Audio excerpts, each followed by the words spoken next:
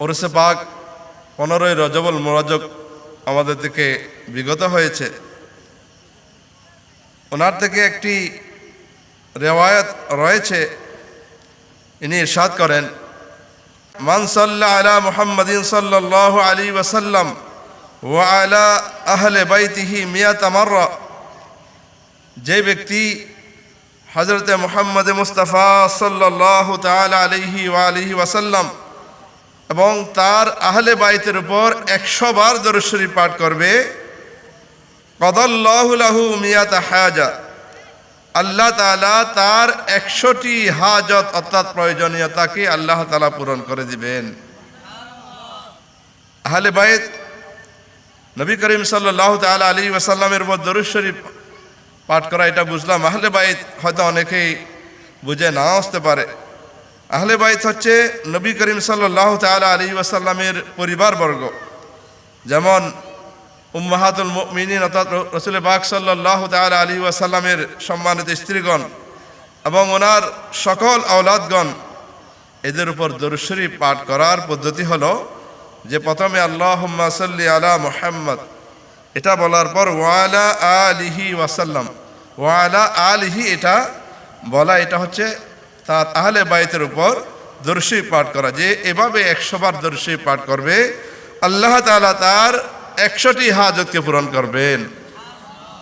তা আমরা যখন ওই দরুদ শরীফ পাঠ করব, ওয়ালা আলিহি এটা যেন আমরা বাড়ি সাল্লাল্লাহু তাআলা আলাইহি ওয়াসাল্লাম না বলে সাল্লাল্লাহু তাআলা আলাইহি ওয়া আলিহি ওয়াসাল্লাম, এতটুকু যদি আমরা বলি তাহলে আহলে বাইতের উপরে দরুদ শরীফ হয়ে যায়। আমরা একবার দরুদ শরীফ আদায় করি, সাল্লু আলাল হাবিব সাল্লাল্লাহু তাআলা আলা মুহাম্মদ সাল্লাল্লাহু আলাইহি ওয়াসাল্লাম, সালাতাম ওয়া সালামান আলাইকা ইয়া রাসূলুল্লাহ সাল্লাল্লাহু আলাইহি ওয়াসাল্লাম। আমার প্রাণপ্রিয় ইসলামী ভাইরা, আল্লাহ তাআলা আমাদেরকে অত্যন্ত সৌভাগ্যবান করেছেন যে আল্লাহ তাআলা আমাদেরকে ইসলামের মূলধারা আহলে সুন্নাত ওয়াল জামাতের অন্তর্ভুক্ত করেছেন। আহলে সুন্নাত ওয়াল জামাত কারা? আহলে সুন্নাত ওয়াল জামাত তারাই যারা আমার নবী এবং সাহাবায়ে কেরাম, তাবিঈন, তাবে তাবিঈন এবং আউলিয়া কেরামকে যারা মানেন, যারা তাদেরকে শ্রদ্ধা করেন, তাদের যে শান ও মান আল্লাহ তাআলা দিয়েছেন সেটাকে স্বীকার করে তাদের সেই শান মান বর্ণনা করেন, তাদেরকে আহলে সুন্নাত ওয়াল জামাত বলা হয়। এবং তাদের আলামত হচ্ছে তারা আম্বিয়ায়ে কেরাম, আউলিয়ায়ে কেরামের শান মান বর্ণনা করে। আর এই শান মান বর্ণনা করা, আউলিয়ায়ে কেরাম আল্লাহর প্রিয় মাহবুব বান্দাদেরকে মোহাব্বত করা, এটা আল্লাহ তাআলার অগণিত নিয়ামত থেকে, আল্লাহ তাআলার অগণিত দয়াসমূহ থেকে একটি দয়া হচ্ছে আল্লাহ তাআলার প্রিয় মাহবুব বান্দাদের ভালোবাসা আমাদের অন্তরে আসা। আমরা যে ভালোবাসতে পেরেছি এটা আমাদের কোনো বাহাদুরি নয়, এটা আল্লাহ তাআলার অগণিত রহমত থেকে একটা অসীম বড় রহমত যে আল্লাহ তাআলা আমাদেরকে আউলিয়া কেরাম, সাহাবা ও তাবি, সাহাবা আহলে বাইত এবং আম্বিয়া কেরাম আলাইহিস সালামের মহব্বত আমাদের অন্তরে দিয়েছেন। সেটা আমাদের কোনো বাহাদুরি নয়, আমাদের উপর আল্লাহ তাআলার খাস এক রহমত। আলহামদুলিল্লাহ। এটা কেন বললাম? এটা এই জন্যই বললাম, এটা আল্লাহ তাআলা কোরআনে পাকের মধ্যে ইরশাদ করেছেন। আল্লাহ তাআলা কোরআনে পাকের মধ্যে ইরশাদ করছেন, বিসমিল্লাহির রহমানির রহিম, ইন্নাল্লাযীনা আমানু ওয়া আমিলুস সালিহাতি সায়াজআলু লাহুমুর রহমানু হুদ্দা। আল্লাহ তাআলা কোরআনে পাকের মধ্যে ইরশাদ করেন, নিশ্চয় যারা ঈমান এনেছে, ইন্নাল্লাযীনা আমানু, যারা আল্লাহ এবং রসুল ফেরেশতাদের উপর, আসমানি কিতাবের উপর, আখিরাতের উপর ঈমান এনেছে। সর্বপ্রথম ঈমান আনাটা শর্ত। সে ঈমান আনার পর ওয়া আমিলুস সালিহাত, এবং নেক আমল করেছে, যা আল্লাহর এবং আল্লাহর প্যারা মাহবুব সাল্লাল্লাহু তাআলা আলাইহি ওয়াসাল্লাম যে সমস্ত আমল আমাদেরকে দিয়েছেন, যে সমস্ত বিধান আমাদেরকে দিয়েছেন, ওই সমস্ত বিষয়ের উপর যারা কঠোর পরিশ্রম করে, জাহিরি এবং বাতিনি যে হকগুলো আছে সে হক আদায়গুলোর মাধ্যমে যারা এই হকটুকু আদায় করেছে, আল্লাহ তাআলা তাদেরকে পুরস্কার দিয়েছেন। কি দিয়েছেন? সায়াজআলু লাহুমুর রহমানু বুদ্দা, দয়াময় প্রভু যিনি করুণাময়, যিনি আমাদের উপর অহরহ রহমত বর্ষণ করেন, ওই নেক বান্দা যারা ঈমান এনেছে, যারা আমলে সালেহ করেছে, তাদের জন্য একটা নিয়ামত দিয়ে দিয়েছে। কি দিয়ে নিয়ামত দিয়েছে? সায়াজআলু লাহুমুর রহমানু উদ্দা, যে মুমিনের অন্তরের মধ্যে তাদের মহব্বতকে ঢুকিয়ে দেয়। সুবহানাল্লাহ। আজ পবিত্র রজবুল মুরাজ্জম মাস, এই রজব মাসের মধ্যে খাজগান আতাই রসুল সুলতানুল হিন্দ খাজা মঈনুদ্দিন চিশতি সঞ্জরি রহমতুল্লাহি তাআলা আলাইহিকে আমাদের পাক ভারত এবং বিভিন্ন এলাকার মানুষ ভালোবাসে কিনা?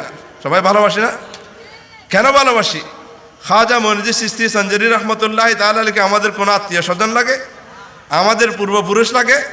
তো কেন আমরা তাকে ভালোবাসি? এই ভালোবাসা আমাদের অন্তরে আসলো থেকে। এই ভালোবাসা আল্লাহ তাআলার এই কোরআনে পাকের বাণী থেকে আমরা বুঝতে পারলাম।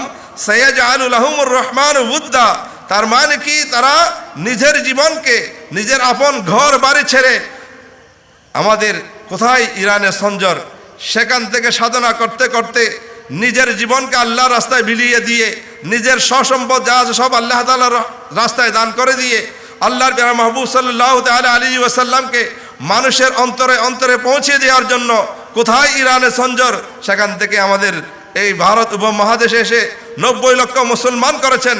এই রকম সাধনা করার কারণে, আমলে সালেহ করার কারণে আল্লাহ তাআলা কিয়ামত পর্যন্ত মানুষের অন্তরে মহব্বত ঢুকিয়ে দিয়েছেন। সুবহানাল্লাহ। তো এই মহব্বত পাওয়াটা যারা পেয়েছি আমরা, যে এই মহব্বতটা আমাদের অন্তরে দিয়েছেন কে? সবাই বলে, কে দিয়েছেন? তো যাদের অন্তরের মধ্যে এই মহব্বত আসে নাই, তো তাদেরকে আমরা বঞ্চিত, মাহরুম, তারা আল্লাহ তাআলার রহমত থেকে বঞ্চিত হয়ে গিয়েছেন। তারা আল্লাহর ওলিদেরকে যারা ভালোবাসেন না, যারা আল্লাহ তাআলার প্রিয় মাহবুব বান্দাদেরকে ভালোবাসেন না। আল্লাহ কথা, তৌহিদের কথা তো আমরা বলতেই থাকি, আল্লাহ তাআলা ওয়াহিদ, আল্লাহ তাআলা এক, আল্লাহ তাআলা অসীম ক্ষমতার অধিকারী, এটা কেউ স্বীকার করে না। কিন্তু প্রশ্ন থেকে যায় যখন আল্লাহ ওয়ালাদের কথা আছে, তখন আমাদের মধ্যে বিভিন্ন ওয়াসওয়াসা, কুমন্ত্রণা আসে। এই কুমন্ত্রণা থেকে বাঁচার পর আল্লাহ তাআলা যাদের অন্তরে সেই ওয়াসওয়াসাকে কেটে দিয়ে আল্লাহর ওলিদের ভালোবাসা যাদের অন্তরে ধারণ করতে পেরেছে, এই ধারণ করাটা আল্লাহ তাআলার রহমত থেকে একটা অনেক বড় রহমত। সেই রহমত হচ্ছে আল্লাহর ওলিদেরকে ভালোবাসা। আল্লাহ তাআলা আমাদেরকে সেই ওলির ভালোবাসা আমাদের এবং কিয়ামত পর্যন্ত আমাদের বংশধরকে নসিব করুন। আমার প্রাণপ্রিয় ইসলামী ভাইয়েরা, মনে রাখবেন দুটি বিষয়, একটা হচ্ছে ঈমান এবং আমলে সালেহ, নেক আমল। এই দুটি ছাড়া কোরআনে পাকের মধ্যে আল্লাহ তাআলা সূরা ওয়াল আসরের মধ্যে ইরশাদ করেছেন, ইন্নাল ইনসানা লাফি খুসর, সমস্ত মানুষ ক্ষতির মধ্যে রয়েছে, সমস্ত মানুষ ক্ষতির মধ্যে রয়েছে, ইল্লাল্লাযীনা আমানু ওয়া আমিলুস সালিহাত। সফল হয়েছে, কামিয়াব হয়েছে, ক্ষতি থেকে বেঁচে গিয়েছে কারা?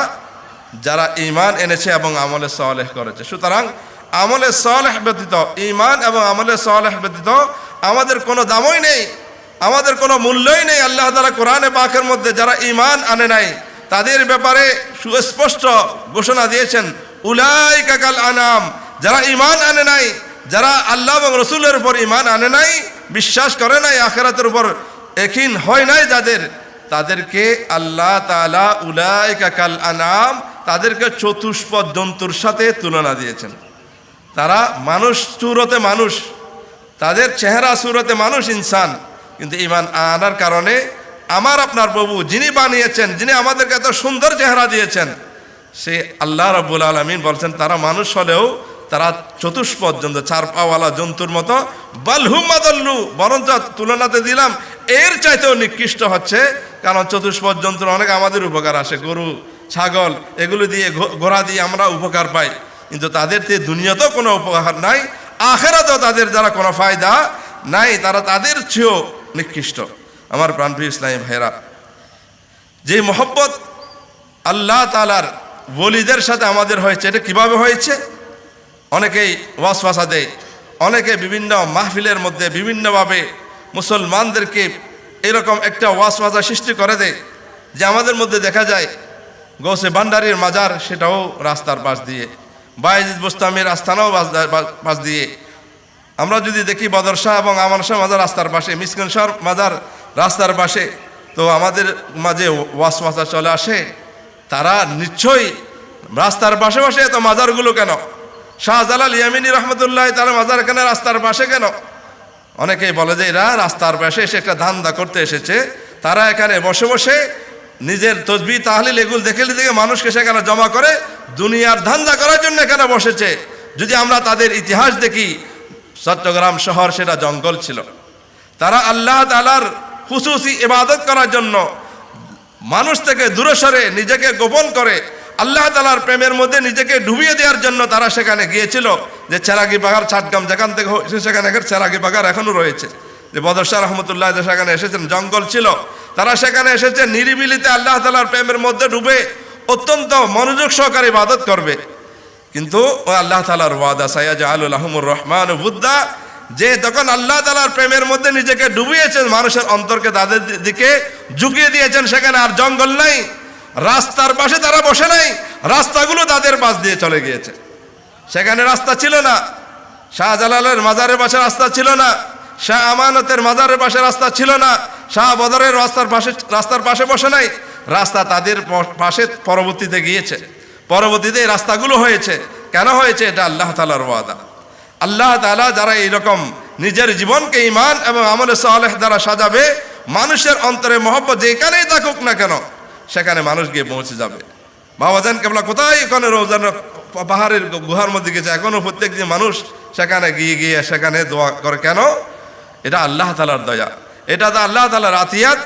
তো আমার প্রাণপ্রিয় ইসলামী ভাইরা, সেই মহান আল্লাহ তাআলার দান যে আমরা পেয়েছি, সেই মহান আল্লাহ তাআলার রহমত যে দয়া যে আমরা পেয়েছি, সেজন্য আমাদের শুকর আদায় করার দরকার আছে কিনা? সেটা আমাদের প্রজন্মকে শিক্ষা দেওয়ার দরকার আছে কিনা? সেই শিক্ষাটা দেওয়ার জন্য আজকের ইজতেমা, আজকের এই মাহফিল। আমরা রফিক শাহ হুজুরের ওরস করেছি, আমরা সিদ্দিক আকবর রাদিয়াল্লাহু তাআলা গত মাসে ওরস গিয়েছে।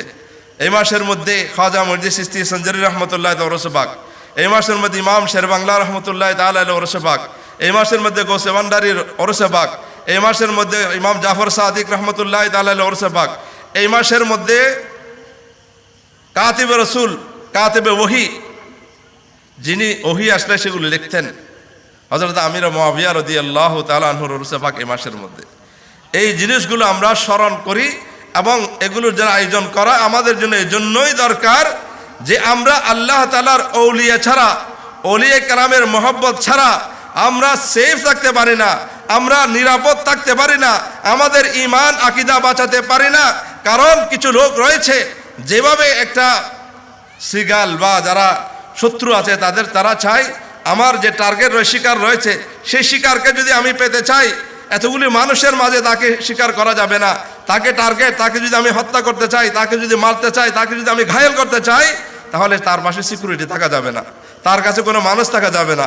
তাকে মহব্বত দিয়ে, ভালোবাসা দিয়ে, ওয়াসওয়াসা যে করে হোক একটু একলা জায়গায় নিতে পারি, তাহলে আমার শিকারটা ধরাটা অত্যন্ত সহজ হয়ে যাবে।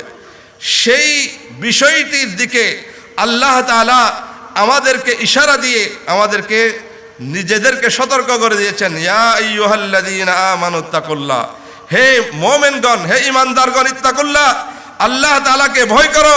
ঈমান এনেছো, আল্লাহ তাআলাকে ভয় করেছো, আল্লাহ তাকওয়া অবলম্বন করেছো, তোমাদের জন্য নিরাপদ সময় আর নাই। তোমরা অনেক সম্পদের মালিক হয়ে গিয়েছো, তোমরা ঈমান এবং তাকওয়ার দৌলতের মালিক হয়েছো। নিজেকে সেভ করতে যদি চাও, ওয়াকুনু মা'আস সাদিকিন, যারা সাদিকিন আছে তাদের অন্তর্ভুক্ত হয়ে যাও। তাদের অন্তর্ভুক্ত যদি হতে না পারো, তাহলে যে কোনো সময় এসে কখন বলবে মেরাজুন নবী এটা কাল্পনিক একটা ঘটনা, অথচ এটা কোরআনে পাকের মধ্যে এমন শান দিয়ে বর্ণনা করেছেন, সুবহানাল্লাযী ইসরা বিআবদিহি।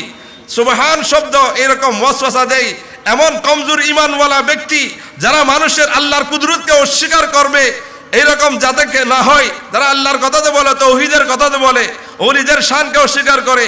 নবী করিম সাল্লাল্লাহু আলাইহি ওয়াসাল্লাম কিভাবে মেরাজে যেতে পারেন?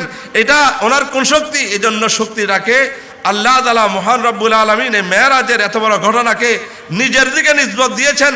সুবহান, তিনি সমস্ত দুর্বলতা থেকে পবিত্র, তার কোনো দুর্বলতা নাই, তিনি সমস্ত আয়াত থেকে পবিত্র।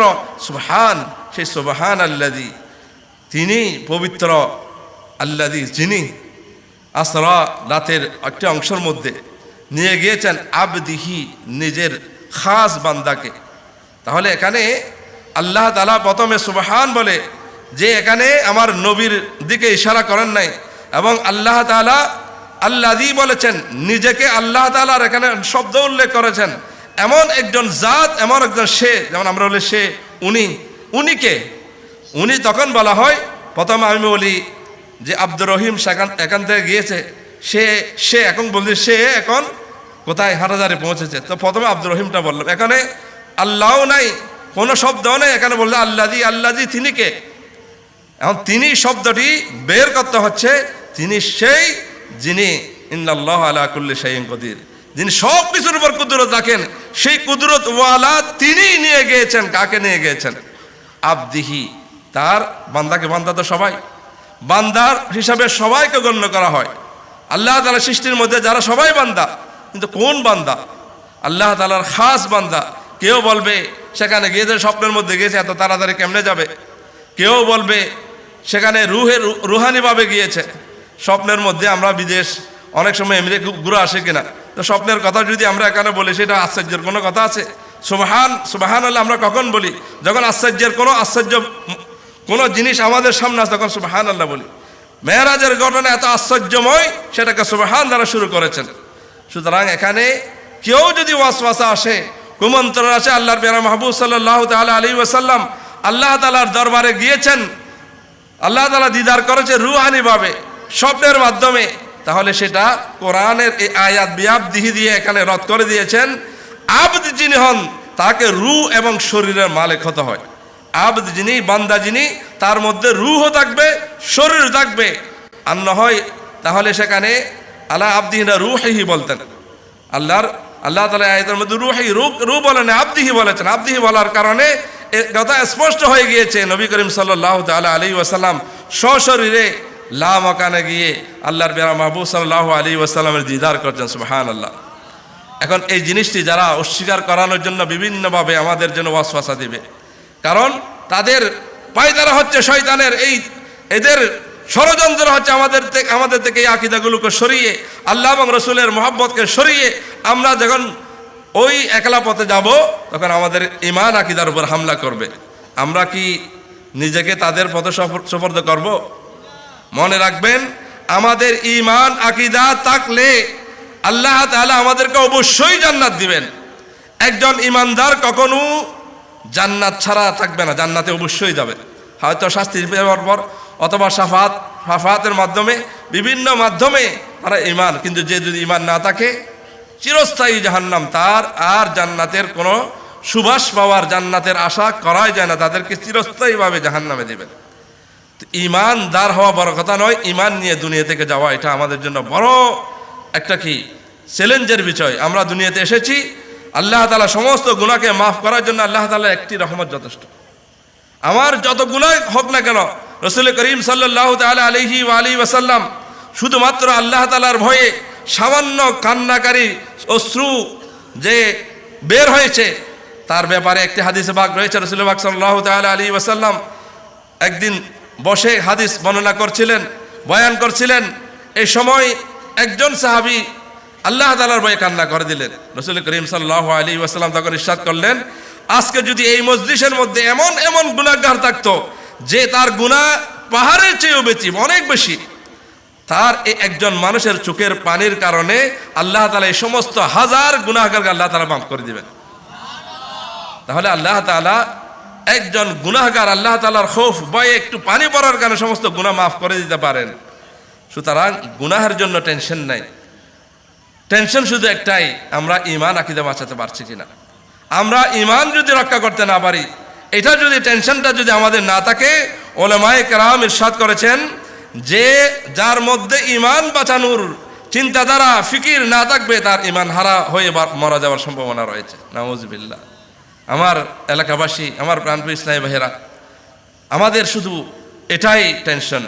আমরা দাওয়াতি ইসলামীর এই ইজতেমাগুলোর মধ্যে আমরা এই টেনশনটাই মানুষকে দিতে চাই।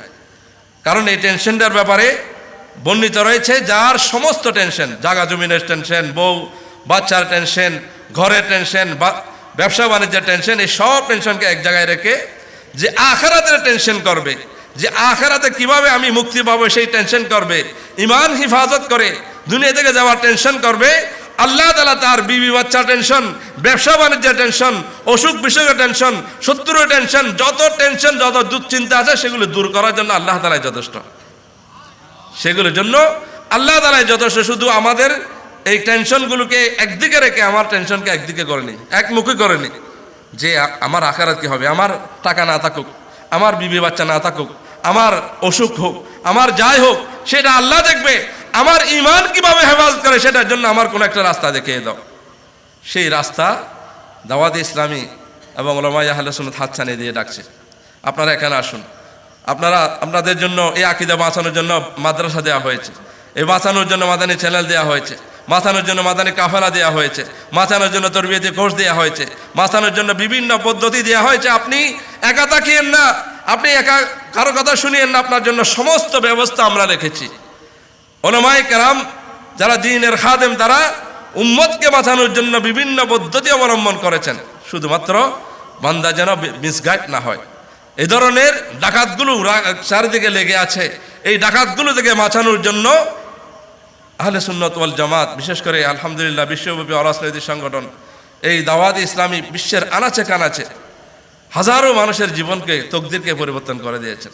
এক একজন মুবাল্লিগ যার দাওয়াতের বিনিময়ে হাজার হাজার অমুসলিম ইসলামের ছায়া তলে এসেছে, সেই রকম একটা সংগঠন আজকে কাজিরকিলের এখানে আমাদের কাছেও এসেছে। এটা এখানে শুধু কাজিরকিলের সামান্য ছোট সংগঠন নয়, এটা বিশ্বব্যাপী আলোড়ন সৃষ্টিকারী এমন সংগঠন। আজকে থেকে পরবর্তী প্রজন্ম এই সংগঠনকে নিয়ে ইউনিভার্সিটির মধ্যে গবেষণা করবে।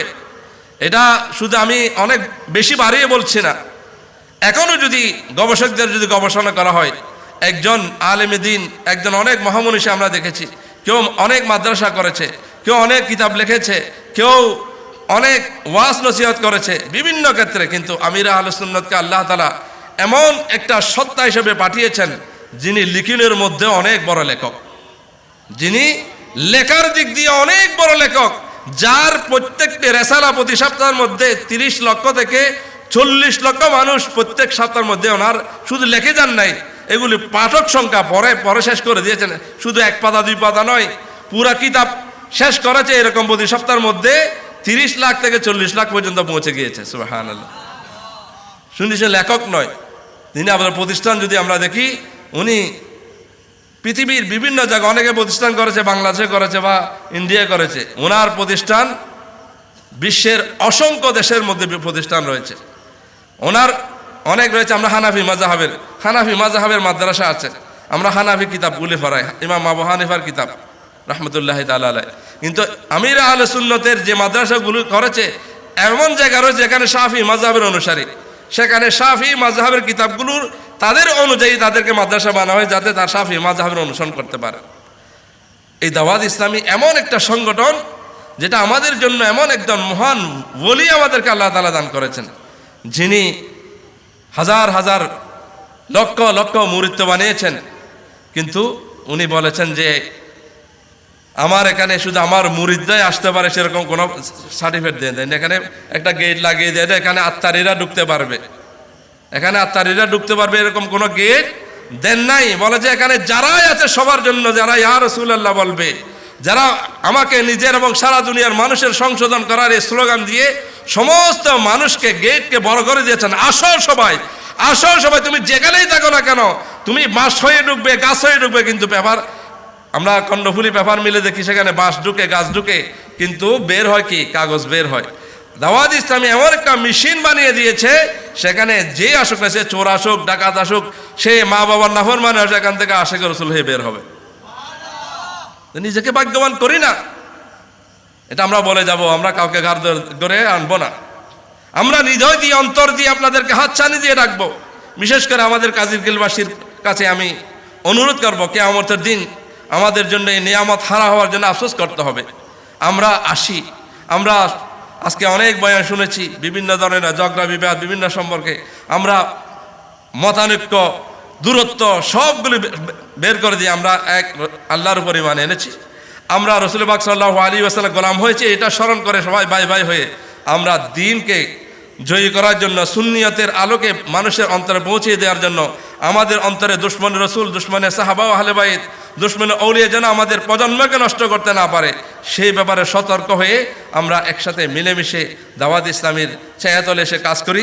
এখানে আসার জন্য কোনো মাসিক চাঁদাও দিতে হবে না, একটা ফরমও পূরণ করতে হবে না, শুধু আমাদের সাথে মিলেমিশে বসুন, আমাদের ইস্তেমাতে বসুন, দরসে বসুন।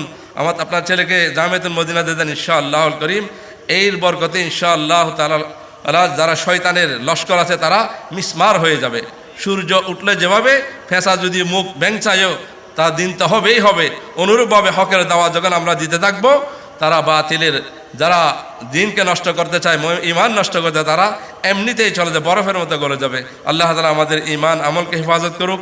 আজকের এই মাহফিল আমরা অত্যন্ত ধন্য যে আমাদের অনেক বড় বড় উলামায়ে কেরাম এখানে তশরিফ নিয়ে এসেছেন। বিশেষ করে দাওয়াত ইসলামের যিনি প্রধান, ইনাকে অনেক সময় ওনাদের সারা বাংলাদেশের বিভিন্ন শিডিউল থাকে, যিনি মরকজে যারা সারা বিশ্বকে যারা দাওয়াত ইসলামীকে পরিচালনা করেন, এদের অনেক ব্যস্ততা, এর মাঝেও আজকে এই গ্রামগঞ্জের মধ্যে উনি আজকে শিডিউল দিয়েছেন। এটা আমাদের জন্য অনেক বড় নিয়ামত। আপনাদের কাছে অনুরোধ করব, এত বড় নিয়ামতকে আমরা কদর করি। যারা এখনও ঘোরাফেরা করছেন তাদের এখানে এসে জমা হয়ে আমরা যে এই পবিত্র হারাম মাস রজবুল মুরজ্জম মাস, এটার বরকত আমরা অর্জন করি। আল্লাহ তাআলা আমরা যা শুনেছি তার উপর আমল করার তৌফিক নসিব করুক। আমিন। বিজাহিন নবীল আমিন সাল্লাল্লাহু তাআলা আলাইহি ওয়াসাল্লাম। সাল্লু আলাল হাবিব সাল্লাল্লাহু তাআলা আলা মুহাম্মদ সাল্লাল্লাহু আলাইহি ওয়াসাল্লাম।